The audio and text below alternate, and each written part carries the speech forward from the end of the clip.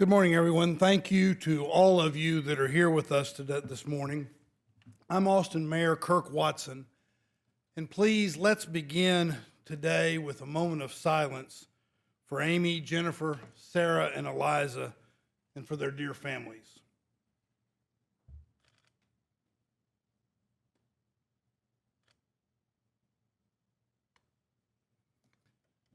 Thank you all. Over 3 decades after a horrible crime took the lives of 4 teenage girls and changed Austin forever, our hearts haven't healed. They're still broken for the precious girls we lost. We've never stopped sending our love and our prayers to their families.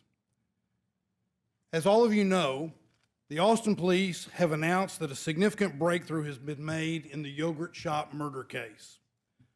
The detectives today will outline the timeline and process of their investigation. Their investigation is thorough and relies on technology that was not available back then. This day has been a long time coming. More than a quarter century ago, in a circumstance much like this today, I said that Austin lost its innocence the night those young souls became victims. Today, we have some closure. We are different people in a different city. Time has passed. We have endured more, have been disappointed, and have felt defeated and devastated. But today, with the resilience needed to endure something this painful, recognizing the scars, the suffering, and while there's no change to the horror, no wiping away any of the wrongs, no diminishing the grief, we can finally express a deep sigh, a release that comes from knowing. Thanks to advancements in science, thanks to the relentlessness of our committed detectives who have lived and breathed this case for decades, thanks to the support of Austin Forensics, and thanks to an unwavering commitment by the City of Austin, today, finally, we have an answer. I'm joined today by our City Manager, T.C. Broadnax, and Deputy City Manager, John Fortune, and we will hear from Austin Chief of Police, Lisa Davis, Detective Dan Jackson, who has led this case since 2022, Dr. Dana Cotovy, Director of Austin Forensic Science Department, District Attorney Jose Garza, Mindy Monfort of the Texas Attorney General's Office, and finally, and most importantly, family members of the girls. Chief Davis.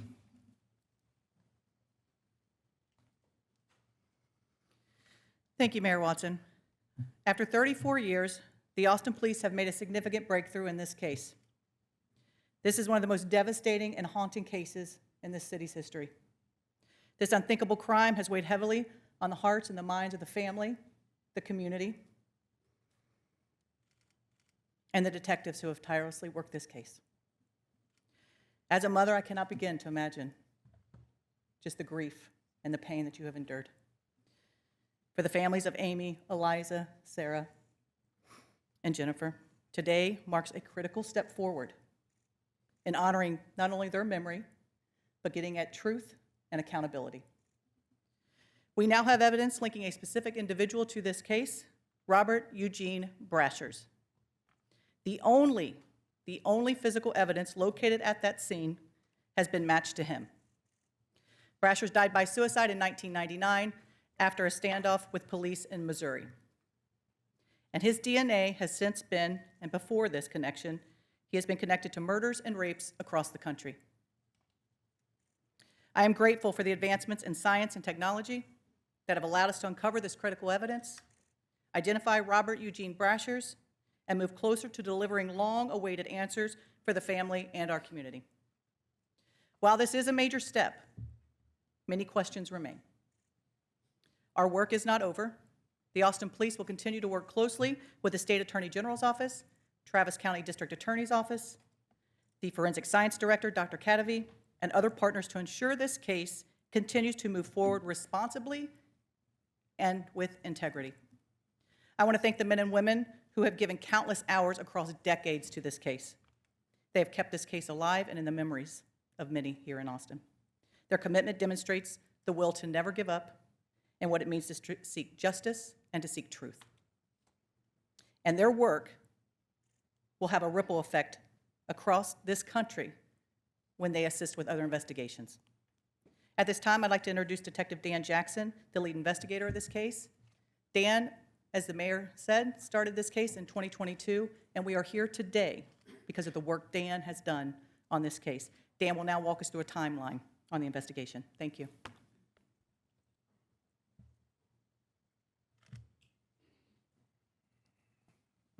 Good morning, everyone. My name is Daniel Jackson. I'm the lead detective, like she said, and I've been on the case since 2022. Before we get started, this case wouldn't be where it is today if there wasn't some recognition to everyone who helped me from different agencies across the country. So when I name you, if you wouldn't mind standing up so everyone could appreciate the work you've done over the last few years. But first, I'd like to thank the Texas Attorney General's Office Cold Case Unit, the Texas Rangers, DPS, y'all can stand, DNA Labs International, Signature Science, and our case management staff at our forensic division, the ATF, Missouri State Police, the Greenville, South Carolina Police Department, the Kentucky Police Department that I can't name specifically because they're still working on their case, but which we'll get into later, Steve Kramer and Steve Bush at Indago Solutions, Anne-Marie Schubert, Dr. Bruce Bedoli, and Dr. Colleen Fitzpatrick. Okay, so I'm going to walk you all through how we got to where we are today. I'll start with a brief overview of the history of the case, but what I'm not going to do is go into the details of that aspect of the investigation because it wasn't my investigation. And so I'm just going to kind of generalize and get you guys caught up to speed of how we got to where we are now, okay? So just sort of a historical picture of what this looked like in the days after the yogurt shop caught on fire. As you can see, it appears to be just, your everyday middle America retail space in a strip mall. Here's a diagram. It's a bird's eye view just of the sort of layout of the building if you're not familiar with this case. The customers would be there in the front, obviously, and then in the back is where the fire was started and the girls' bodies were discovered. Sarah, Eliza, and Jennifer were together, and Amy was a little bit closer to the front. So the gist of the MO of this case was the perpetrator entered or remained near closing time when no other customers were present. The girls were found nude and had been tied up with their own clothing as ligatures and bindings. There was evidence of sexual assault. All four had been shot in the head with a .22 caliber pistol, and Amy was also shot with a .380 pistol. And then the building was set on fire before the suspect left the scene. Remember, this is 1991. This is not 2025, so DNA technology is primitive at best, okay? But the detectives back then had the foresight to go ahead and collect what evidence they could and had swabs taken for possibly DNA testing or some sort of testing that maybe in the future they did it both at the scene and at the autopsies, which turned out to really help us with the amount of DNA we were able to get later. Some of the only really physical evidence that was recovered was a spent .380 shell casing that was located in the floor drain. There were no .22 caliber casings recovered. And the fire and then the water from the fire department basically destroyed pretty much anything else that you were going to try to collect or try to process as a crime scene. Back then, they got thousands and thousands of tips that came in, a lot of, quote, confessions from different people, but it led to nowhere and no arrests were ever made. There was one confession from a juvenile named Maurice Pierce. 8 days after the murders, Pierce was at North Cross Mall, which is down the street from the yogurt shop, and he's with his friend named Forrest Wellburn. He was carrying a .22 pistol in his waistband.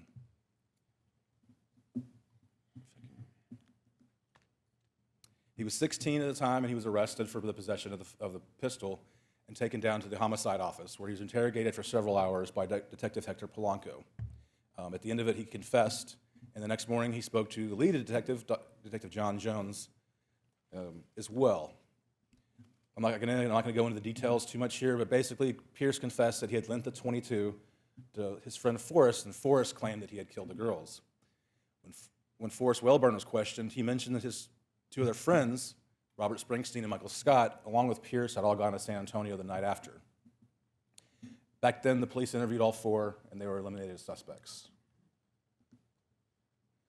The ballistics on the .22, to see if it would try to match it with the fragments from the murder scene, were inconclusive at best. The projectiles are highly fragmented and distorted. I can tell you that is not an issue that has been overcome since with new technology. I had them looked at just a couple months ago, and still the ballistics expert was like, there's not much we can do because they're so fragmented. So then the case stalls over the next 5 years or so. The personnel gets scaled back. They had several task forces come and go. But in 1999, the new task force revisited this Maurice Pierce confession. And they go ahead and interrogate 4 subjects, the 4 from that had been originally interviewed back in 91 or early 92. Maurice Pierce, Forrest Wellburn, Robert Springsteen, and Michael Scott were reinterrogated several years later. During the interrogations, they were able to get confessions from Robert Springsteen and Michael Scott.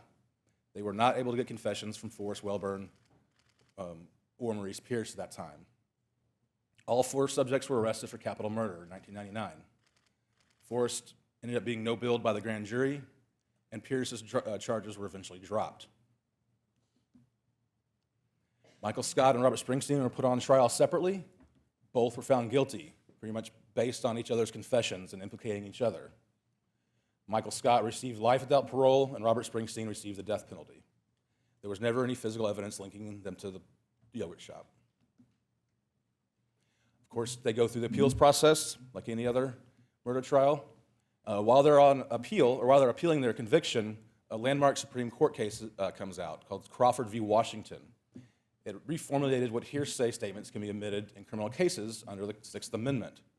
Basically, you can't use someone else's written or videotaped confession against somebody else if they themselves are not taking the stand. You can't cross-examine a video. You can't cross-examine a written statement. And then, so that's what was used in their trials. The Texas Court of Criminal Appeal granted them a new trial for Springsteen and Scott. So in preparation for the new trial, the district attorney's office and the police department decided they needed to get some physical evidence to link them to the crime. By this time, DNA had come a long way, and we had a new technology called YSTR, YSTR testing. YSTR testing looks at genetic information on the male chromosome only, and they were able to get a profile from a sexual assault kit that had 16 markers, or 16 locations with genetic data on it, on the Y chromosome. The kit only tests for specific 16. All 4 of the original suspects were excluded from this profile.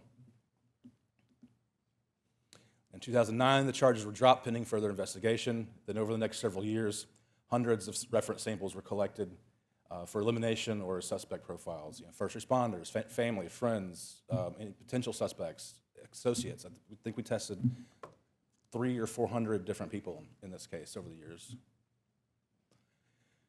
So since 2008, they've tried numerous testing strategies, sent numerous things across to numerous labs. I think we've had 13 different labs over the last 20 years. The difficult part is most of the DNA that was collected is only a few picograms. So we're talking a few cells, and it's often a mixture with the victim. It's extremely difficult.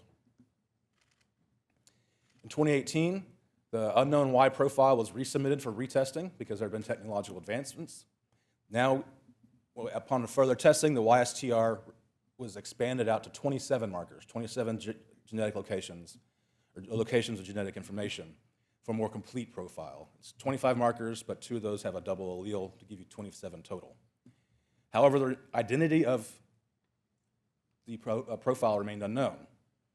But also about this time, we're starting to find this YSTR profile on other items taken from the girls, or other swabs. I inherited the case in June of 2022 and spent the first few months sort of reviewing it.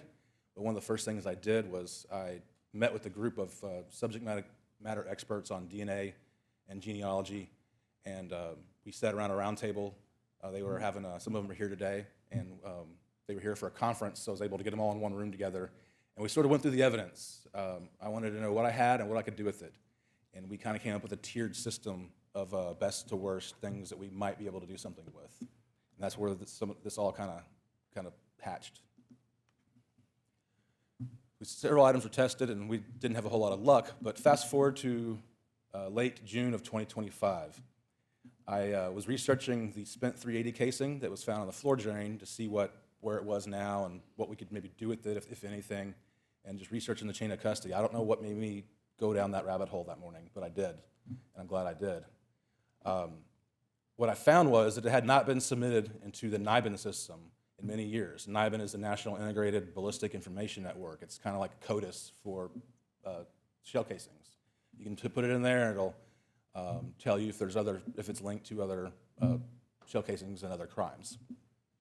It had been put in there a couple times, but it had been a long time. So I spoke with the ATF guys here. A couple of them are here. Jonathan, you're here. And I asked him about it, and he said, well, whether it's in there or not, if it had been many years, resubmit it, because the software has gotten so much better. I mean, we're talking like 3D stuff now. So go ahead and do it. It's not going to hurt. And of note, and this is important later, the original ballistics report said that in all probability, the weapon used from that 380 projectile was limited to an AMT brand backup model 380 handgun that was used to kill Amy. So that's important later. The morning of July 2nd, the ATF sent the 380 cartridge, and that afternoon I was notified of a hit out of Kentucky, an unsolved murder out of Kentucky. So I can't name the name of the city. They haven't done their press release yet, but they know who they are, and they did a fantastic job. But myself, a couple others from the Cold Case Unit, and Mindy Monford from the AG's office, we flew up to Kentucky to review our cases with their detectives. And the murders did share similar details. Can't go into those. But the preliminary NIBIN results indicate a presumptive positive correlation between the two casings, indicating the same gun was used in Yogurt Shop as it was several years. I'm not going to even tell you the date. Oh, it's up there, 98. So it's all the way to 1998.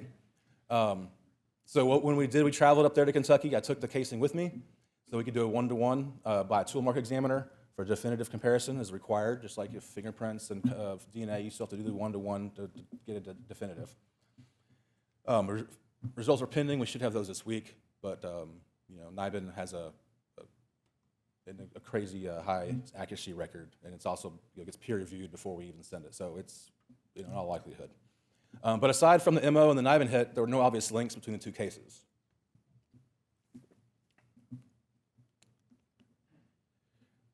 So we kind of sat down and decided, well, what are we going to do next? How are we going to solve these cases together, assuming they are related?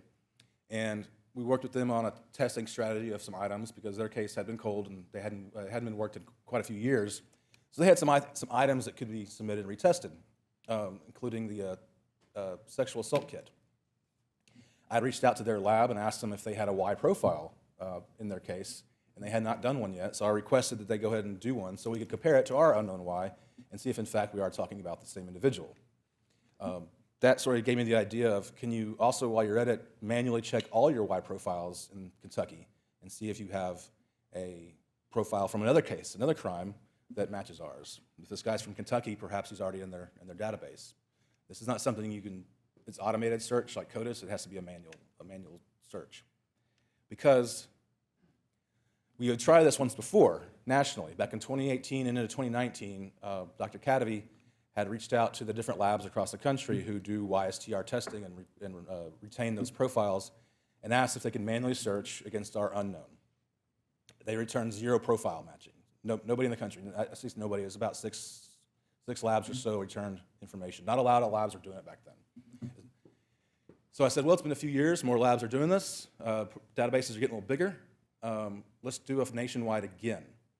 And so we reached out to all of the labs in the country that do YSTR typing and asked if they could manually search against our unknown profile. And we got a match. We got a hit. Only one. The South Carolina State Lab was the only lab in the country that responded that they had a match, quote match, to our unknown YSTR. All the others had no hits at that level. And I'm talking, this is at 27 to 27 markers. This is the full profile, and every allele was the same. So it took us a couple of weeks. The results were reviewed for accuracy, and their legal department reviewed it. There was like the longest 2 weeks because we knew we had somebody, but they wouldn't tell us, so it was a long 2 weeks. The reason it took 2 weeks to review, I found out later, is because they wanted to make sure they were doing it right, because I was the first person to ever ask them for this. Nobody had requested a manual search against their database before.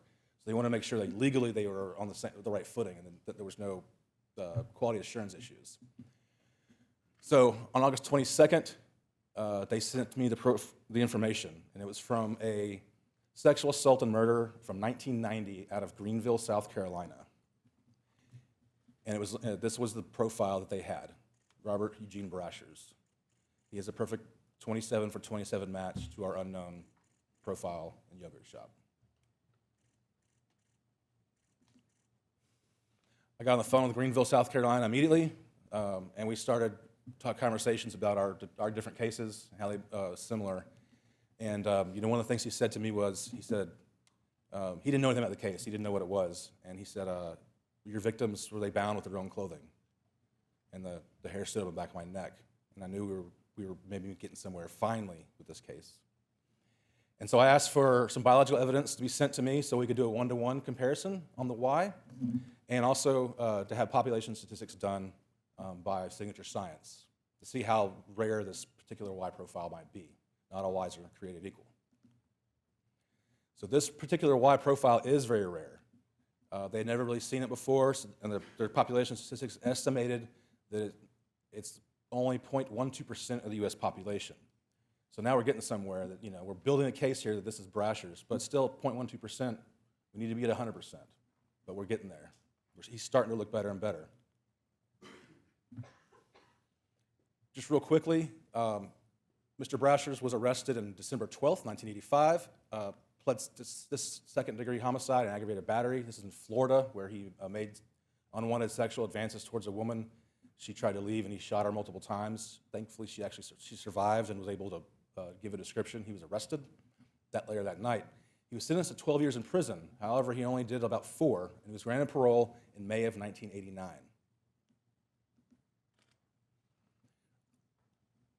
After he died, Chief already went over some of his known cases, but after he died, basically DNA linked multiple unsolved murders and sexual assaults across the country to him. Between 2006 and 2017, they knew that they had a serial killer in these different jurisdictions, but they didn't know who he was. It wasn't until 2018, the very sort of infancy of genetic genealogy, that these detectives, some of them who are here today, got together and collaborated on how are we going to identify this guy.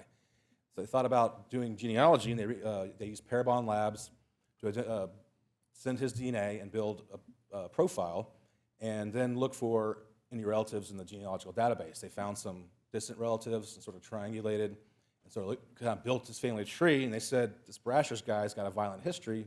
You should probably get reference samples to see if it's him. So they reached out to his family. They were able to get a reference sample. The DNA showed this, yes, this is a close relative, probably a brother. So at that point, they got a judge's order to have him exhumed out of Arkansas, and they retrieved biological evidence from the body to develop a profile for CODIS. And in 2018, that DNA testing confirmed that all of those unsolved up there and were all from Mr. Robert Brashers. So he's good for the sexual assaults and murders throughout the 90s that he never had to stand trial for. So talking with the detectives, they told me how he had multiple, and we found this out too, but that he had multiple fake IDs. The guy even faked his own obituary and put it in the newspaper to establish a new identity.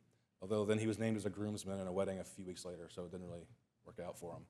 But he had multiple aliases, combination of family names. He had known criminal history in multiple states.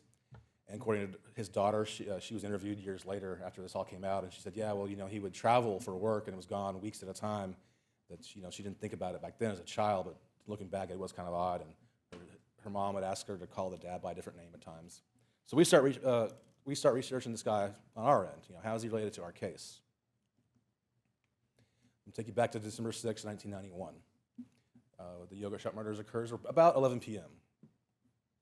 We start researching Brashers, figure out what he's doing around this time, where he's at. December 8th, 1991, less than 48 hours after yogurt shop, Robert Brashers is stopped at a Border Patrol checkpoint going westbound on I-10 between El Paso and Las Cruces.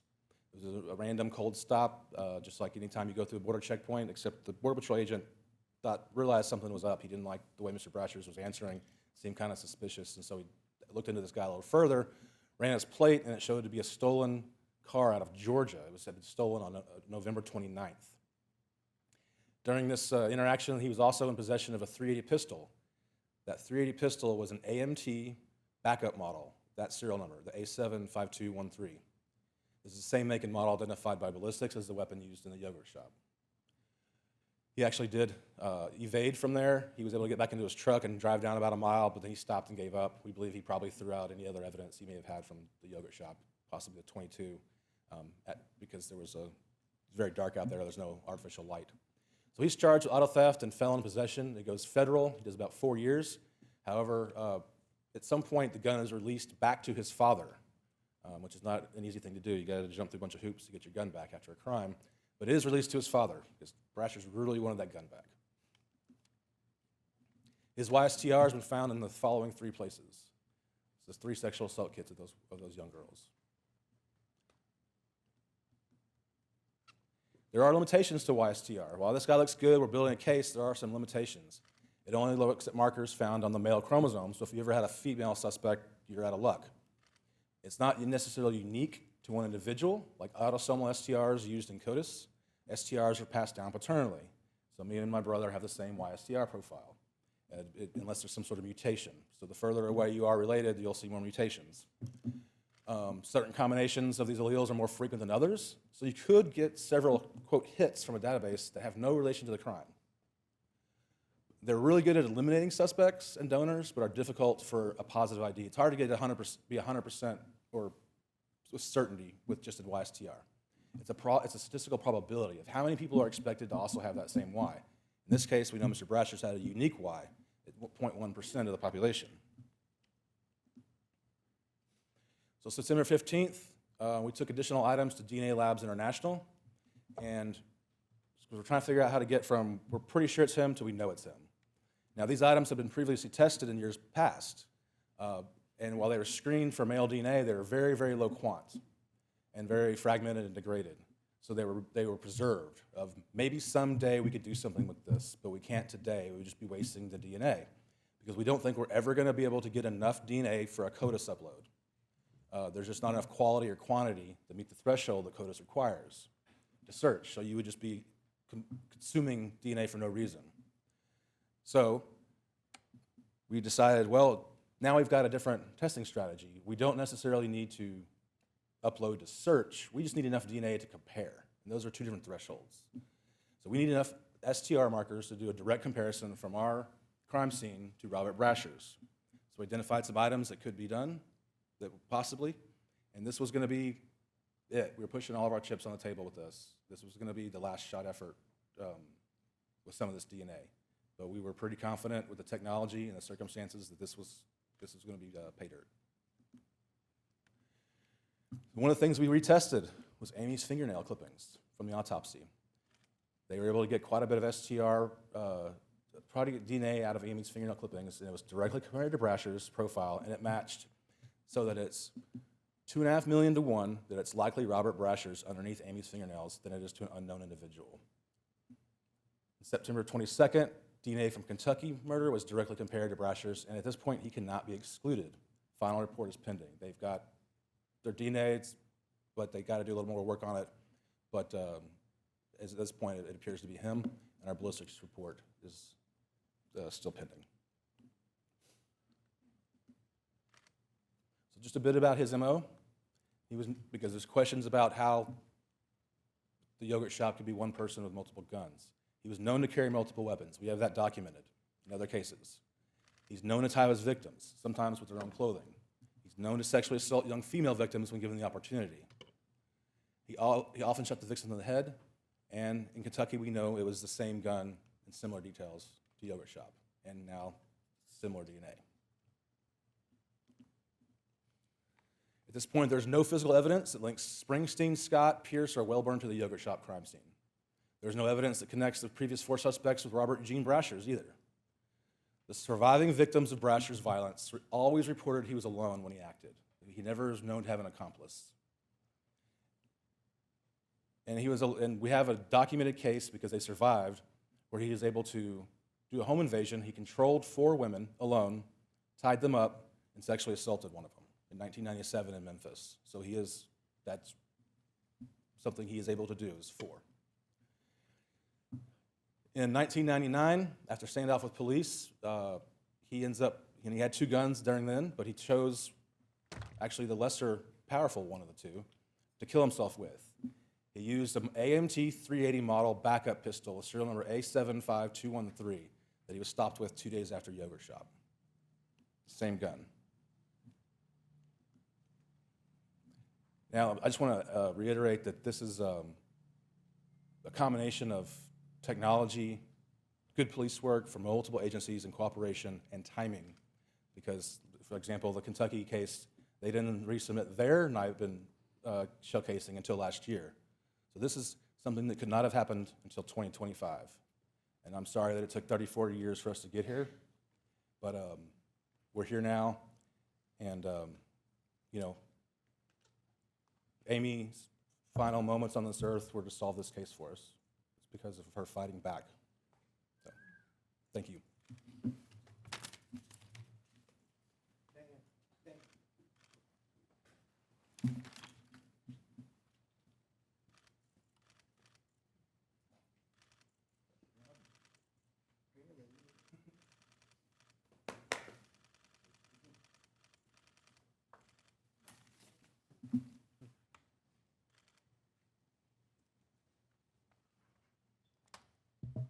Thank you, Detective. I'm Dr. Dana Cadavy, Director of Austin Forensic Science, and I would like to start off with expressing my condolences to the families and all of those in our community that have been deeply impacted by this tragic case. I also want to acknowledge the key role that traditional forensic science and objective data have played in this major case development. Austin Forensic Science and Austin Police have been actively working together, sometimes daily and hourly lately, along with dozens of partner agencies, forensic laboratories, and nationally renowned subject matter experts, leveraging this collective expertise and power, combining excellent police work with objective forensic evidence. I am confident in the totality of data generated to date because it has remained consistent. The DNA story never changed. That predominant unknown male Y profile that we first observed in 2009 as a partial profile is consistent with that full unknown male Y profile we saw in 2019. Despite advancements in technologies, despite being run by independent laboratories, by different analysts using different equipment and different procedures, the results were the same. The DNA story never changed.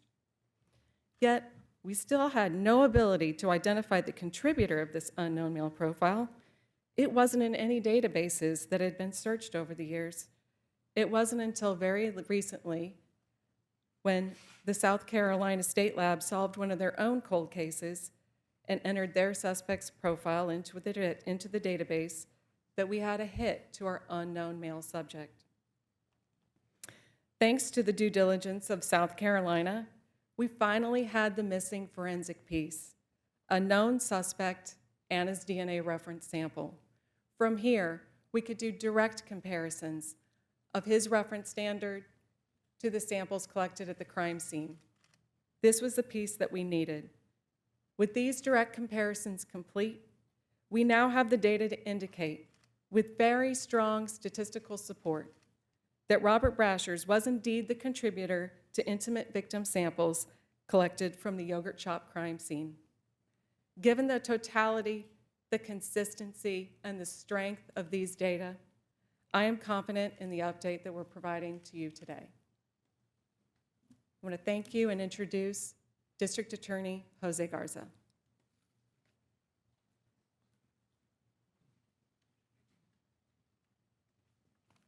Thank you, Dr. Cadavy. Good morning. My name is Jose Garza, and it is my privilege to serve as the Travis County District Attorney, and I'm so very honored to be with you today.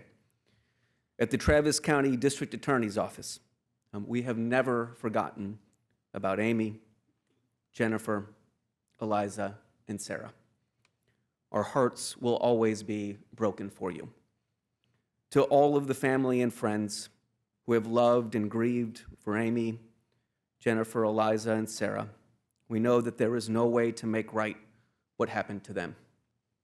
We are committed to supporting you in any way that we can during this time. I also want to take a moment to thank the Austin Police Department and Attorney General's cold case units, along with the forensic and analysts who have worked on this case. As you have heard in great detail, they never gave up. The cold case teams relentlessly followed the facts and the evidence, along with help from law enforcement agencies across the country, and they, all of them collectively, are why we are here today. And we have a responsibility to remember the path that we walked to get here. In October of 1999, Michael Scott, Robert Springsteen, Forrest Wellborn, and Maurice Pierce, who were all between the ages of 15 and 17 at the time of the crime, were arrested for the murders. There was no physical evidence tying them to the crime. Mr. Scott confessed after an 18-hour interrogation. Mr. Springsteen confessed after a 5-hour interrogation, and both confessions implicated the other two boys. Both later recanted their confessions and said they were false and coerced. In 2001 and in 2002, Mr. Scott and Mr. Springsteen were convicted of capital murder. Mr. Scott was sentenced to life in prison, and Mr. Springsteen was sentenced to death. Mr. Pierce's case was dismissed in 2003 for lack of evidence, and he was released after spending 3 years incarcerated. The cases of Mr. Scott and Mr. Springsteen were eventually overturned in 2006 and 2007 because of constitutional errors during the course of their trials, and they remained incarcerated until 2009. In 2009, DNA testing found biological evidence that did not match any of the 4 boys, and on the eve of retrial, their cases were dismissed pending further investigation by the Travis County District Attorney's Office. I want to be clear. The District Attorney's Office learned about the results of this investigation less than a week ago, and the families learned about these results even more recently. We are so incredibly grateful for this investigation, and we still have work to do to review the findings of that investigation. I also want to be clear that the Austin Police Department's investigation is ongoing. As we stand here today, there are still investigative steps that are underway. That being said, the overwhelming weight of the evidence points to the guilt of 1 man and to the innocence of 4. The evidence points to the guilt of Robert Eugene Brashers and to the innocence of Maurice Pierce, Michael Scott, Robert Springsteen IV, and Forrest Wellborn. If the conclusions of that investigation are confirmed, the Travis County District Attorney's Office will take responsibility for our role in prosecuting these men, in sending 1 to death row and 1 to serve life in prison. If the conclusions of APD's investigation are confirmed, as it appears that they will be, I will say I am sorry, though I know that that will never be enough. We will take any necessary steps to ensure that they can move forward with their lives. So much time has passed, but it is never too late for justice. And the families of Amy, Jennifer, Eliza, and Sarah so deserve justice.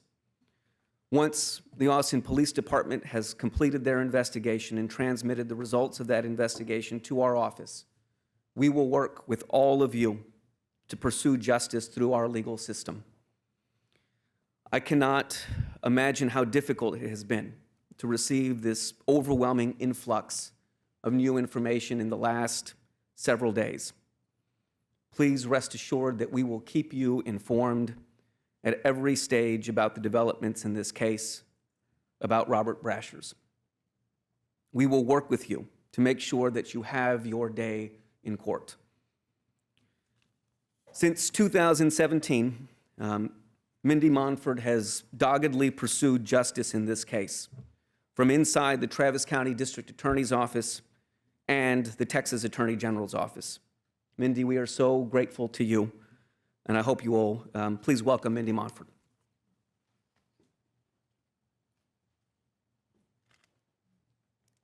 Thank you, Mr. Garza.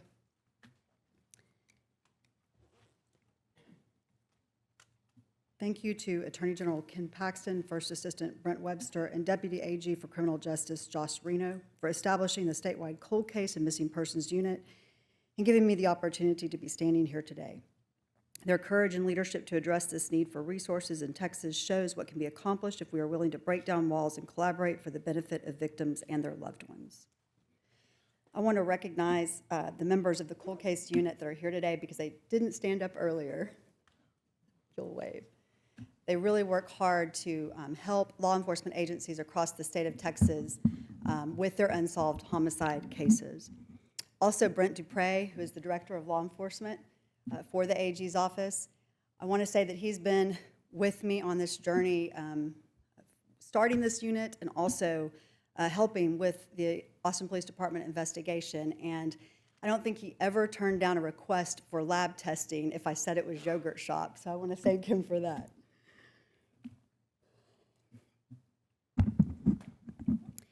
In 2017, I was called into one of my first meetings as the first assistant district attorney with then Travis County District Attorney Margaret Moore. It was to meet with Bob and Pam Ayers and Sean and Angie Ayers, family of Amy Ayers. She had been tragically murdered in the yogurt shop murders, and I remembered the case well since I'd lived in Austin since 1976 and grown up in Northwest Hills near the yogurt shop. The intent of the meeting was to tell us to never stop looking into the case and please continue the investigation no matter the expense. We assured the heirs that money would never be an object to get to the truth, and DA Moore assigned the case directly to me and explained it would be one of our top priorities. Bob Ayers and I had a little laugh the other day as we both recalled the tears in my eyes as we left the meeting that day. I was trying to think maybe he didn't see me crying that day, but he called me out the other day. I was so incredibly honored and humbled and proud to be entrusted with an important case such as this one. I promised the family that day I would never give up on this case. It would be one of the most memorable moments of my career until this past Friday when we met again with the families and we gave them the news about Robert Brashers.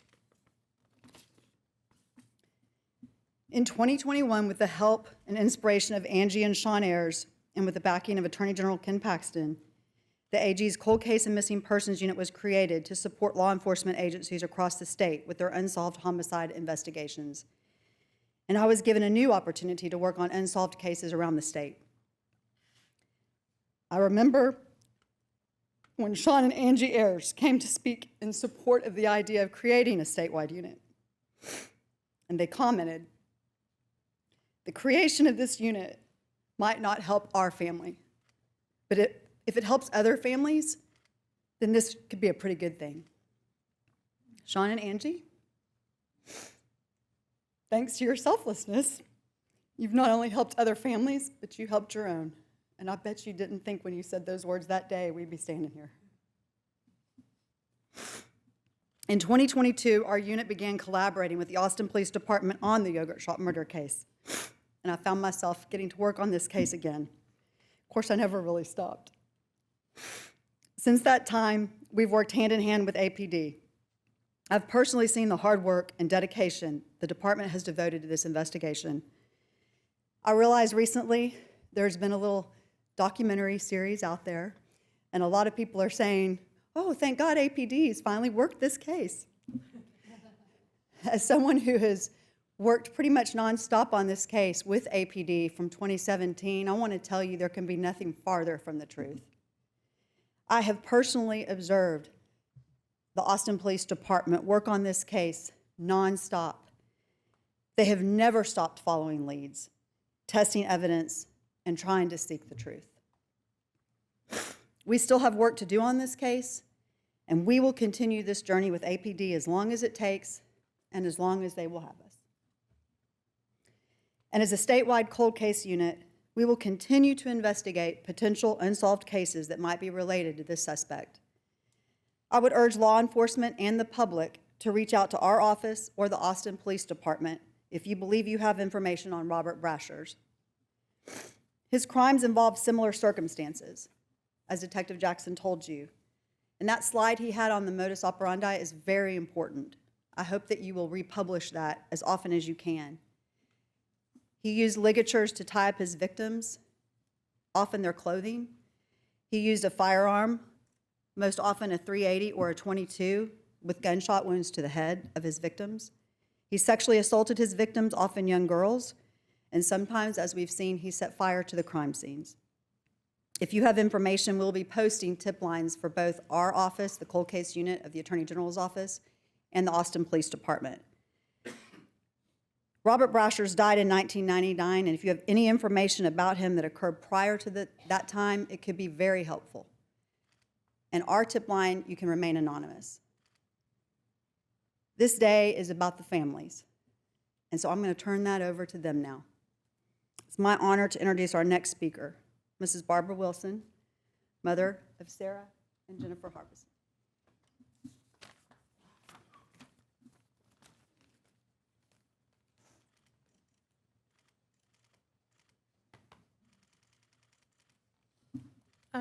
I'm really excited about being here.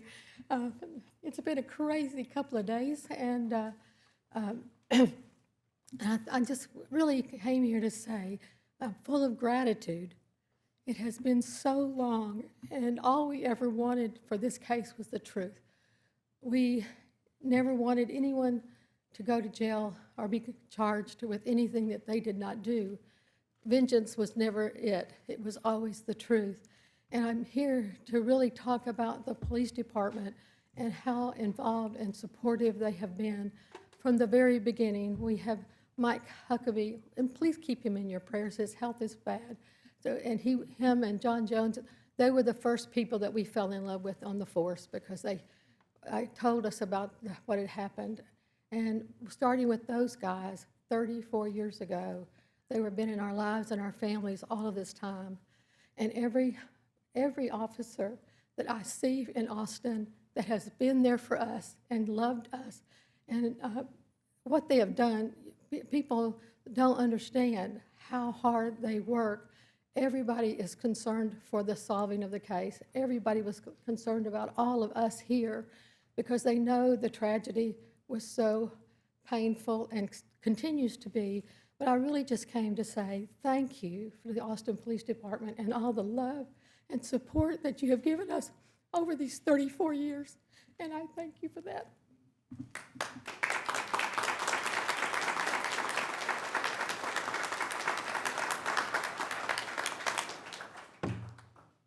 And next up, we will have Sonora Thomas, sister to Eliza Thomas.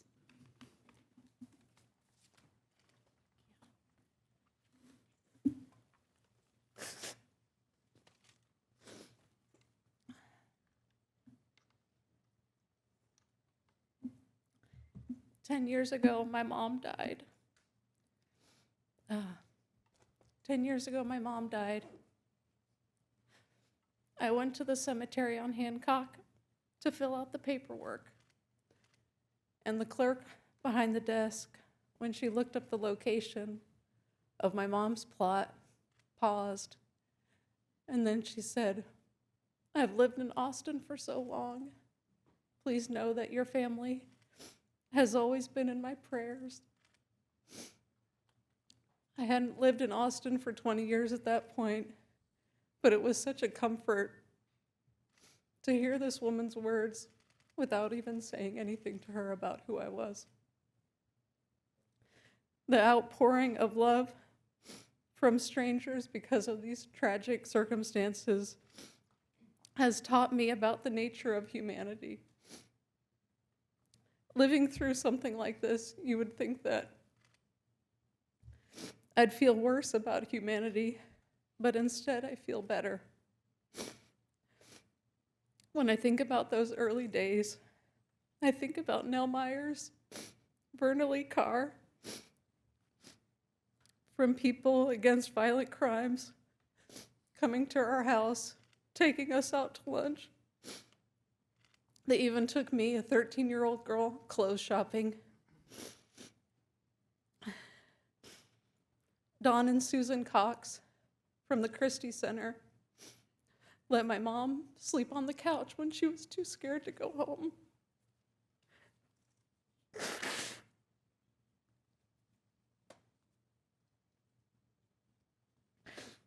Then there was the memorial company that donated the headstone, and the Lanier student who played taps at the funeral, and John Jones, who was there from the very beginning, who still answers my phone calls. The million kindnesses that have been extended to me and my family have gotten us to this moment. Some of us. I think of my mom today, and I wish she were here. Our reality doesn't change after today. Our families are still too small, still missing an essential ingredient, and we are lesser for it. We have been robbed of a life with nieces and nephews and grandchildren, and with sisters to grow old with. This sort of mindless violence continues to steal from all of us. I don't yet know how this information is going to change my life, but what I learned about myself in the past 2 days is that my brain was split in two. One part of my brain has been screaming, "What happened to my sister?" And the other part kept repeating, "I will never know, I will die not knowing, and I have to be okay with that." On Saturday, those two parts of my brain started melting into each other. I realized how much energy I had used to keep them separate and to convince myself that I was okay not knowing.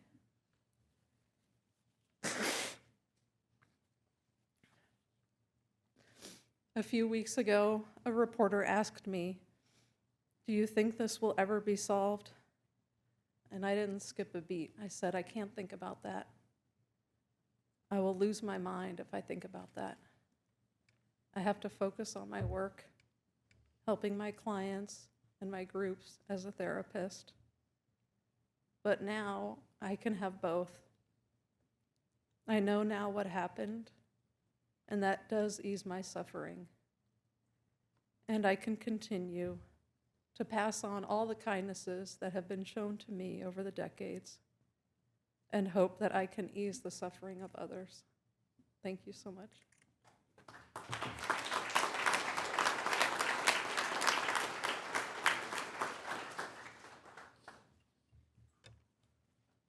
And we'll now hear from Angie and Sean Ayers.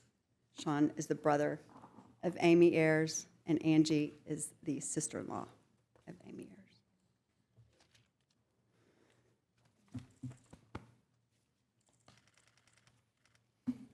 I'm old school. Thank you for letting us have the chance today to speak. We greatly appreciate it. My name's Sean Ayers. I'm the son of Robert and Pam Ayers, Amy's big brother. I'd like to first thank God for giving us all the strength and perseverance for the last 34 years to finally have a little end to it. At one point, I had given up on God, but He never gave up on me, and I am thankful for that. Thank you for the persons that leaked information to the media.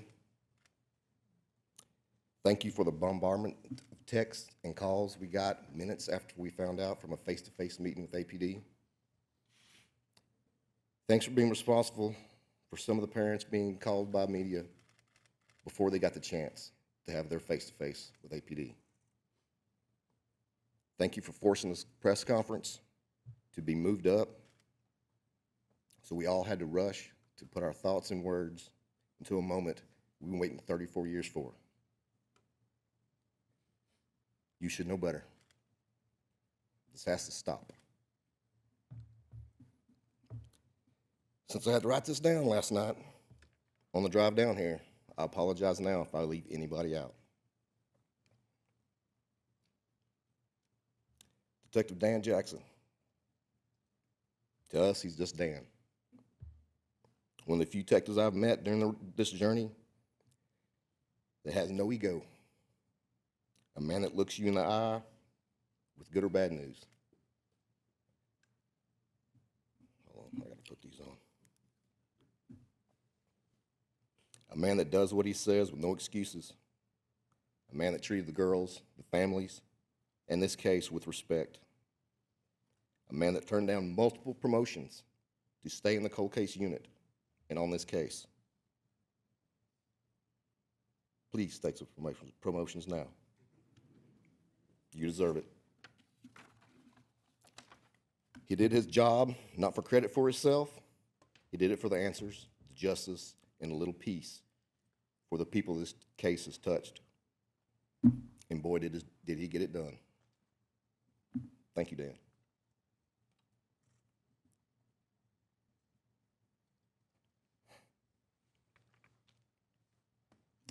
Mindy Montfort, last of the Mohicans.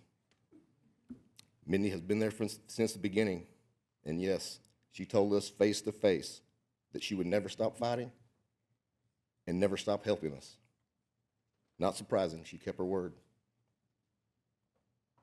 We have laughed and cried together, but she never backed away from the fight and always gave us hope, not with her words, but with her actions. I hope that you have an idea of what you mean to us. Me and my family. The world needs more Mindy Montforts. Thank you, Mindy.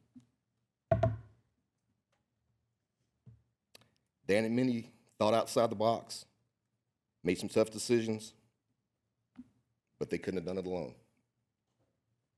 We still don't know everyone that has been involved with this latest update. Thank you to every law enforcement officer from multiple local, state, and federal law enforcement agencies. Thank you to all the labs and their employees. Thank you to all the experts that had a hand in this. The result you see today is when you have an army of people working together to reach a common goal, not for themselves, but for the victims and their families. Thank you to all of you. All right, come on.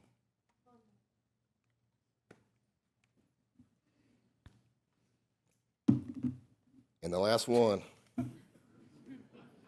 the spark that lit the fuse, the love of my life, the mother of my children, and a badass of a human being, Angie Ayers.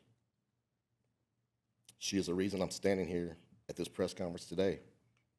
She's the reason this case is not in a box somewhere at APD. I asked for her help, not knowing I was what I was about to witness. With no experience, no idea where to start, what to do, she went to work. She started making phone calls to everyone that would listen, and the ones that didn't listen, she made them. She was a thorn in the side of many detectives, but she eventually gained the respect of all of them. She didn't take no for an answer. She never gave up when it was extremely hard, and she always said she didn't want to let us down.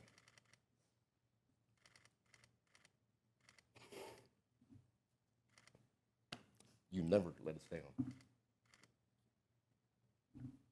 She's not a detective of any kind or legal counsel, but at this point, she could be a damn good one.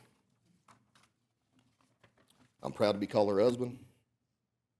I can say I never can repay her for what she has done. I'm gonna spend the rest of my life trying.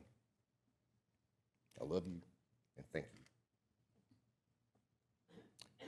To everyone that's ever sent an encouraging word by card, text, email, or face-to-face, thank you. It means a lot. This day, I was never sure it was going to get here. This chapter will close soon, but we're just getting started. You will see.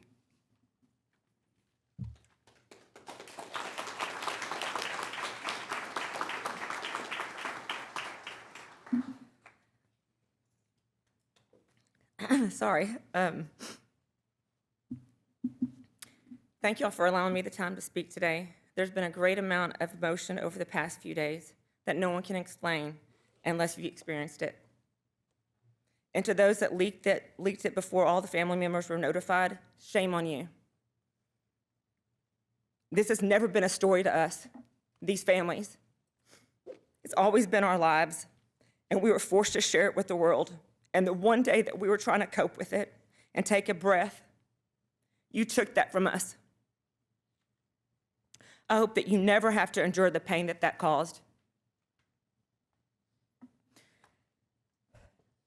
With that said, I've already been introduced, so I'm sorry. I'm Angie Ayers, wife of Amy, who's brother to Sean. I'm sorry, wife of Sean, brother to Amy. My journey started 2 days after this murder. I was actually friends with one of the Harbison's cousins. I did not know from that day forward I would be connected with this case for the rest of my life. When Sean asked me to fight for justice, I said, "How far do you want me to push?" And he said, "As far as you can." That lit a fire in me that I had never experienced in my life.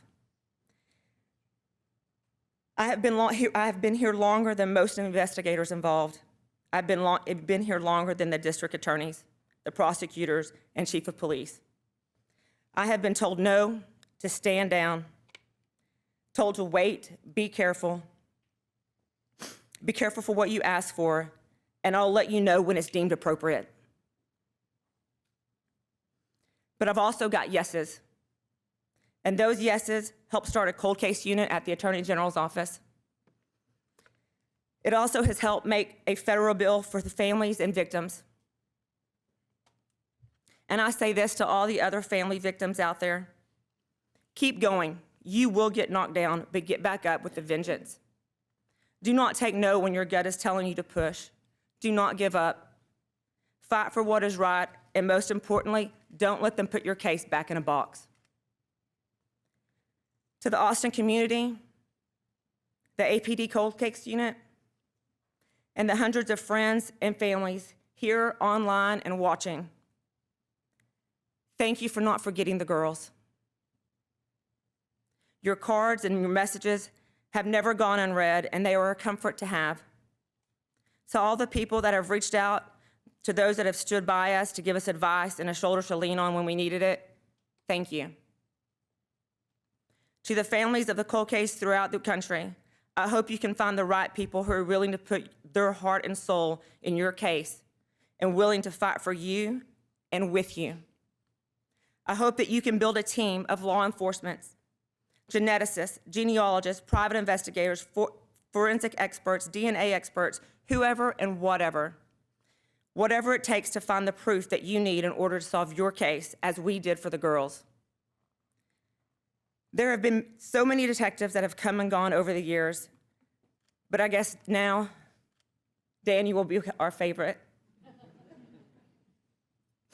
He came in eager to work for the girls and work with the team.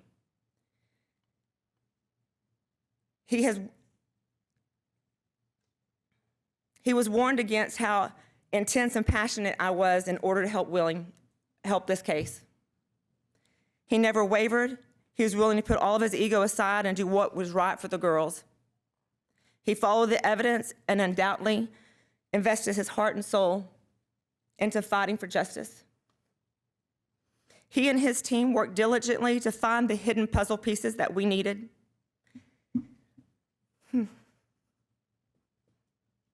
Dan, what you have done for Sarah, Jennifer, Eliza, and Amy, there is absolutely no way that we can find the words. There is not a proper way to show our gratitude. All I can say right now is thank you. The other person in this room, I'm going to make this. She has been by our side the majority of the time. She has set the bar for cold case units and missing persons units in Texas, and together we will be forming a foundation to further advance law enforcement agencies and cold cases around the country. Mindy Montford, thank you. From our first meeting, she said she would never give up and would fight with us and would be there until she could deliver the news that the girls and the families deserved, and she did it. She has withstood the ups and the downs, the twists and turns, and the exhausted amount of text, emails, phone calls that I have sent throughout the years. Thank you for being a woman of your word. There is nothing that we can do to repay you for what you and all of the team has done for us. This has given so much hope to other families across the country. I hope that you hear me. To law enforcement far and near, please hear this. Open the cold case boxes, please. Put the evidence in the databases. Run the rape kits. Do not wait. Do it today. You could help ease someone's pain today. With the technology, we should be solving more cases. Let's quit letting murderers and habitual criminals out of prison. The justice system has failed the girls numerous times over the decades. This system has got to change. We have got to do better for the victims. I would like to ask President Trump for a conversation to help fix this broken system. I believe that you have the ability to help change it.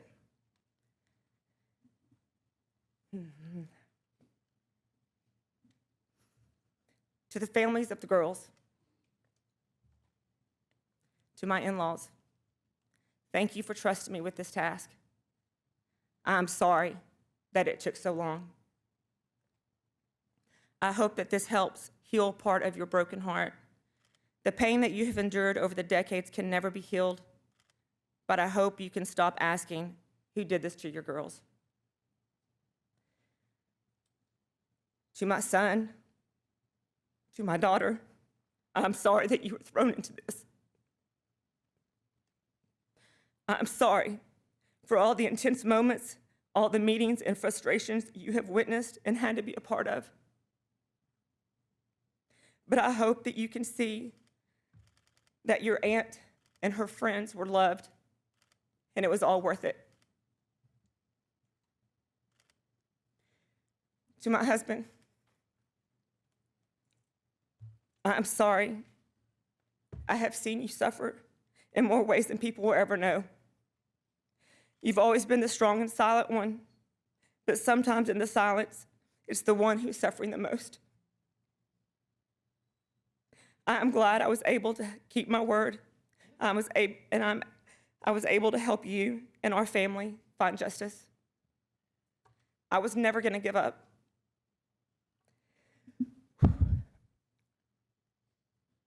And lastly, to my sister-in-law, Amy Ayers, I am so honored to have fought next to you. But you can rest easy now, sister. I've got it from here. I will continue your fight to help other victims. Thank you.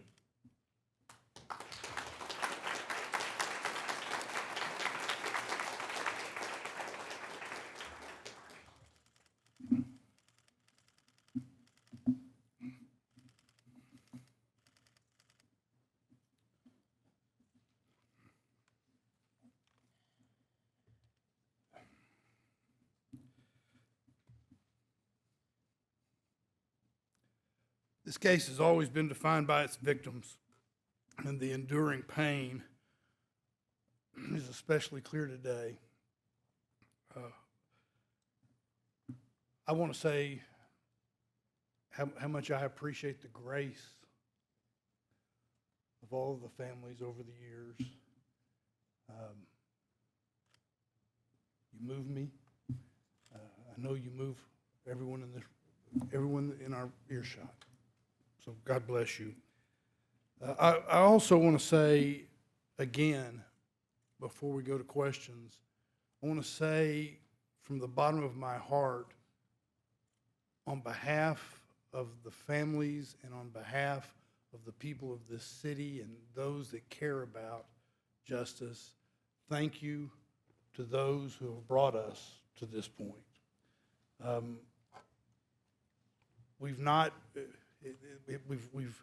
We've treated today almost like we're in church, but I think it is appropriate for us to ask you to stand and recognize you for the valiant work that you've done on our behalf. Mindy, doctor, have the doctor stand up, please.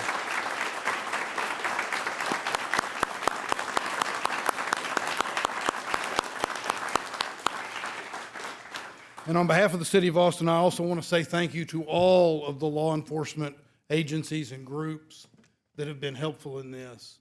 The detective called you out and by name, and you humbly and kind of stayed in the background, but we deeply appreciate what you've done because you've created hope. All of you have created hope. And today I am very hopeful. My hopefulness is that we can turn a page as a community and hopefully a final page. The final page on a horror that marked a very different time in Austin's history.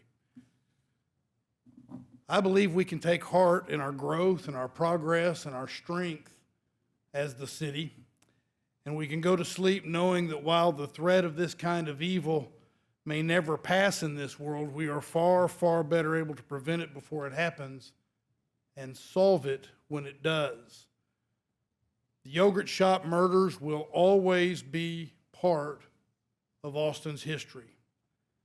The pain from that night and its aftermath will never go away. But with the knowledge we have now, we can share some peace. God bless Amy, Jennifer, Sarah, and Eliza. They will always be a part of our city's identity. God bless their families, and God bless Austin. We'll now be happy to answer some questions. I'll turn it over to you. It's not. Okay, it doesn't want to. There we go. All right, everybody, thank you. I'll come over here. Thank you.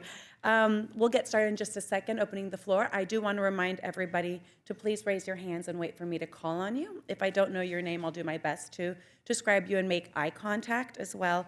Please state your name and the media outlet you're with. There are microphones in the room that should capture your voices.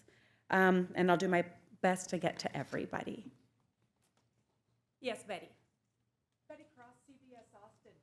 Do we think about it alone? I mean, for a long time, there was so much discussion about there being two people. Even a witness saw two people. Do you feel confident that it is a sole suspect that we're dealing with in this case? Sure. At this point, there is no evidence that he had an accomplice. All of his crimes that we know of, he was alone in all of them, and he was able to accomplish things alone similar to what he did in the yogurt shop, but in other crimes as well. So we have no evidence at this point that he had somebody with him.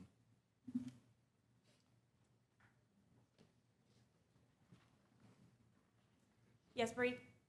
Hi, everyone. Thank you all, by the way, so much for talking to us today. I'm Brianna Hollis with KXAN News here in Austin. My question is for police and prosecutors. First, for Detective Jackson, you had mentioned that you found out in June of this year that the bullet was not entered into the NIBIN system. Can you explain that process and that lag, and also the techniques and technology that has changed since then to make sure we don't have 4 people more than likely wrongly accused so early on? So it had been entered at least twice before. It's just that it had been several years, and the software had just gotten a lot better over the last few years. So it was a resubmission. Was there a reason it wasn't just resubmitted every year? Is that a cost situation or? Well, every year the software doesn't. I would probably pass that to the ATF about how often we should be resubmitting stuff. But they had made it. It's been a big push by the ATF lately that software has gotten so much better just recently that asking, and this goes out to across the country, if you've got old shell casings, resubmit them to NIBIN. We are getting hits in other cases already, just from the lot. I mean, it's a thing. So I asked everybody to do that. So yeah, it had been submitted before. Okay, and then I did sneak, I know it was part 2 on that question, but just about how techniques and technology has changed since then to make sure we're not in a situation like this where 4 people get wrongly accused early on and then we find, potential real suspect decades later. Sure. You're talking about confessions, Brianna? So I think it's, I think about over the span of my career and the way that when you look at the way evidence has changed and through science and technology, so has using evidence-based practices to get, to investigate a case. No cases are going to be closed solely based off of confession. We need other evidence for that. And so that has changed, and things have changed since then. We're going to go with Austin next, and then Rudy. Hi, Austin Sanders with the Statesman. Chief Davis, maybe for you or Detective Jackson. Detective, you talked about how timing was such a crucial element to kind of leading to the solving of this case. But I'm wondering if you could talk about what lessons law enforcement can take from the 34-year history of this investigation that may help solve other homicides, others that are maybe not as cold but still outstanding. Sure. So the approach I took for this case was a different approach than had been taken before. My goal was to look at all the evidence. What evidence do I have, and what can I do with it? And with any cold case, you should be periodically reviewing and asking yourself that question. What do I have, and what can I do with it? Because those answers change over time. And you don't want to do some, Hail Mary and end up like wasting DNA that you didn't have because there's some junk science out there. But as technology gets better, you need to constantly reevaluate your cases, and go back into the the vault and find out where that evidence is, and make sure you actually still have it, and do stuff with it. I didn't I took the approach of my number one goal and really only goal was to identify that unknown profile, because the case would never move forward until we figured out who that person was. And so that was my only priority with this case. And I still had tips to track down. We still had people would call in, and we still run those tips down, go interview people, get DNA. But really, it was that unknown profile that we had to solve. I took the approach of I'm not going to listen to the confessions. I've never listened to them. I've never read them, the transcripts. And the first time I heard any footage from the confessions was the HBO documentary. That was my first exposure to them. Because my point of view is I don't know, but I'll go where the evidence leads me. And that should be the goal of every cold case detective. Rudy? Detective, don't go. Sorry. Rudy Koski, Fox 7 News here in Austin. Clarify for me, if you can, the link between Kentucky, South Carolina, and as a continuation of that question, have we been able to explain why Brashers was here in Austin? Was there a path? We know about El Paso. but was there something that brought him to Austin? Okay. I'll answer that part first. No, we don't know why he was in Austin. We have found no connection to Austin. Why he took this route, we may never know. I don't, this is not if you were going from, we know he was in Georgia on November 29th because he stole the truck there in Marietta, Georgia, and then he's in El Paso or Las Cruces. Austin's not the most direct route. So, if he'd taken the most direct route, he would actually skip around Las Cruces. He would go into northern New Mexico to whatever town in Arizona his dad was at. But if you come through Austin, you have to go through that checkpoint to get in Las Cruces to get to Glendale. But why he was here, we're still searching for that answer. And what was the second question? I was just trying to get the timeline again in regards to Kentucky to South Carolina.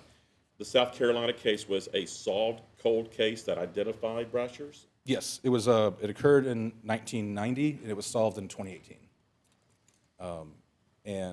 But that's not how you got to South Carolina.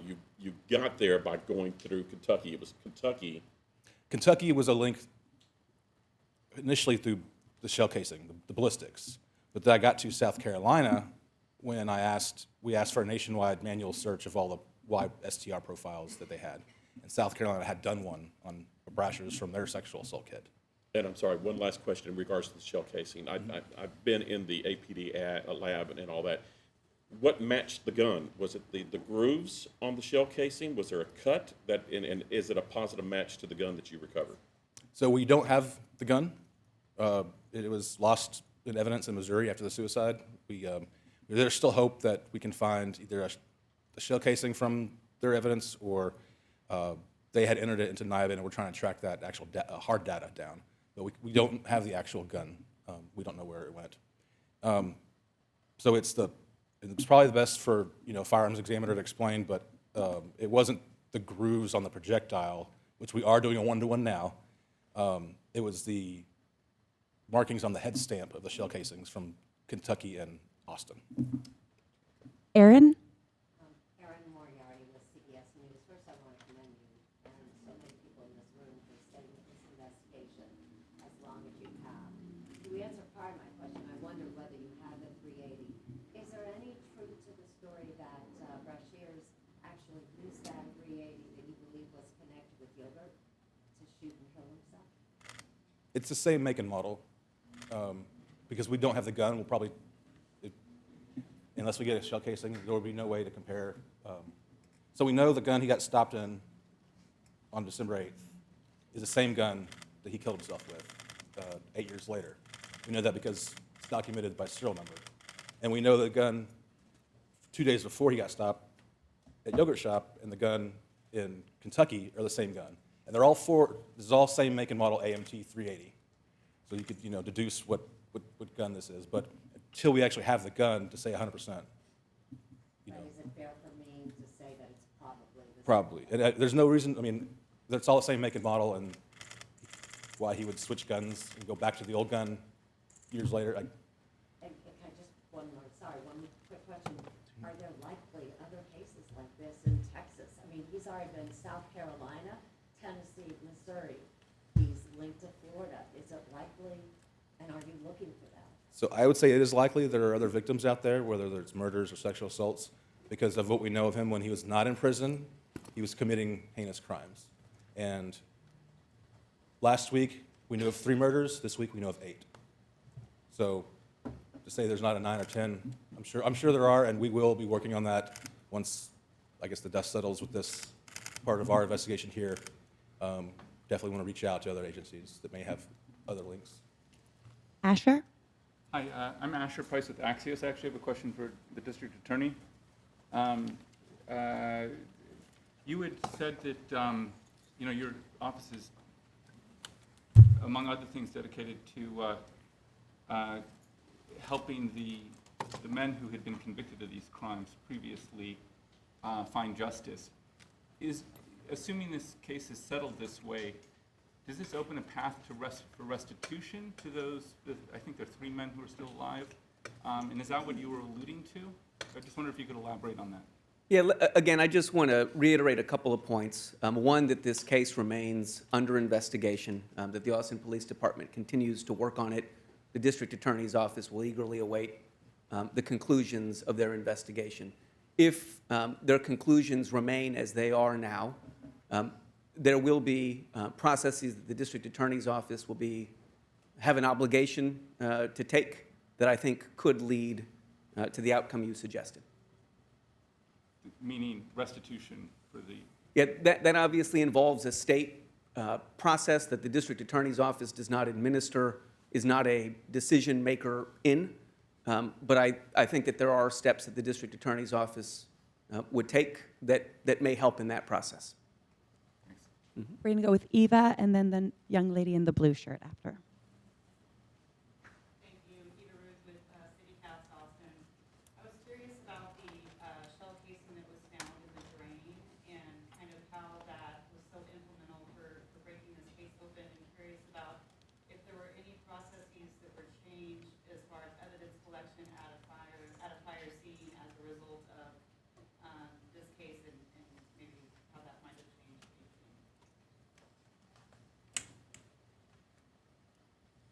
Well, crime scene processing has changed quite a bit over the last 30, 40 years, but what they were dealing with in 91 with that fire and that water, there's not a whole lot they could have done different.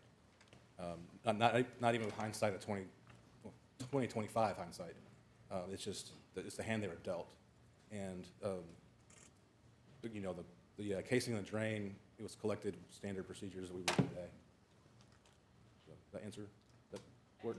It was the only one? I mean, Yes, it was the only one, and there was only one projectile. I was only fired once at the crime scene, so it was to Amy. So there were no other projectiles from a 380 any of the other girls. It was just the one shot.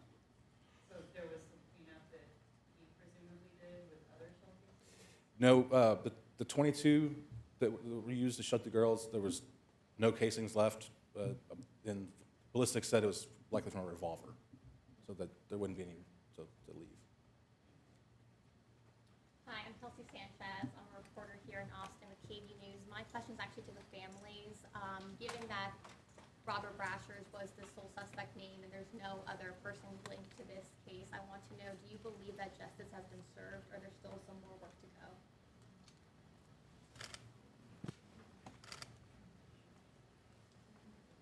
I would say, yeah, there's still work to do. I think right now we're all kind of still absorbing the news. I know for myself, I won't speak for anybody else, I'm just kind of waiting, sorry, for the rug to be yanked out from underneath us. We've been here before, and, you know, we're going to take every day as we can, slowly and surely, and just make sure that everything's taken care of all the evidence is looked for at, and everything's resolved at the end of the day. But yes, there's still things to be done. Thank you. Azul? My question is for Jose Garza.